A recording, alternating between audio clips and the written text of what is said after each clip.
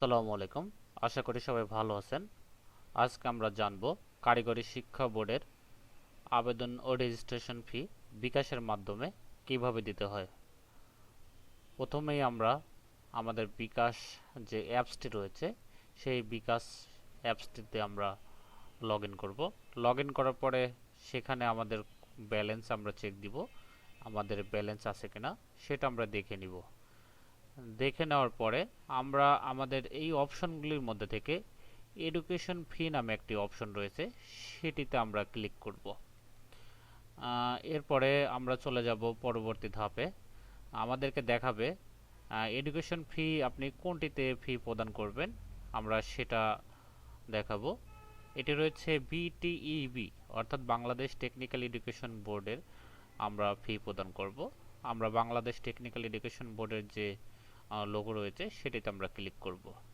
এর পরের চিত্র আমরা দেখলে বুঝতে পারবো যে বিটিবির যে রয়েছে সেটি এবং কোন কোড, অর্থাৎ আপনি যদি কারিগরি শিক্ষা বোর্ডের অধীনে ভর্তি হতে চান তাহলে অবশ্যই আপনাকে একটি পেমেন্ট কোড দেওয়া হবে, সেই কোডটিতে আপনাকে টাকা পেমেন্ট করতে হবে।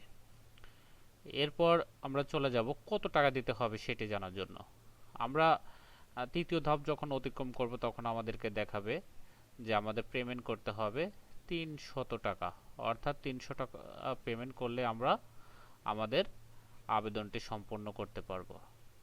এরপরে আমরা চলে যাচ্ছি আরেকটু বিস্তারিততে। বিস্তারিত দেখতে আমরা যাব যে বিকাশ অ্যাপ সিলেক্ট করুন, তারপর বিটিভি সিলেক্ট করুন। এখানে বাংলায় দেওয়া রয়েছে, আপনি চাইলে নিজেও আপনি এটি পড়ে নিতে পারবেন। এরপর আমরা দেখছি যে এখানে ৩০০ টাকা ফি, তারপরে এডুকেশন ফি যখন আপনি দিতে নিশ্চিত হবেন তখন আপনি এখানে ট্যাব বাটনের যে পয়েন্টে রয়েছে এখানে ধরে আপনি ক্লিক করবেন। ধরে থাকলেই আপনার যে এডুকেশন ফিটি আপনি প্রদান করতে চাচ্ছেন সেটি সম্পূর্ণ হয়ে যাবে। সম্পূর্ণ হওয়ার পর আপনার আরেকটি পপ আপ আসবে এরকম যে আপনার এডুকেশন ফি সফল হয়েছে সেটি আপনাকে দেখাবে এবং আপনার ট্রানজ্যাকশন নাম আইডি দেখাবে, আপনি কত টাকা পেমেন্ট করছেন এবং পরবর্তী কত টাকা রয়েছে, আপনি কোন কোডে টাকা পে করেছেন সেটিও দেখাবে।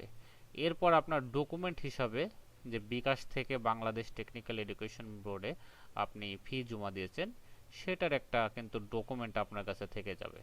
প্রথম থেকে শেষ পর্যন্ত ভিডিওটি দেখার জন্য অনেক অনেক ধন্যবাদ।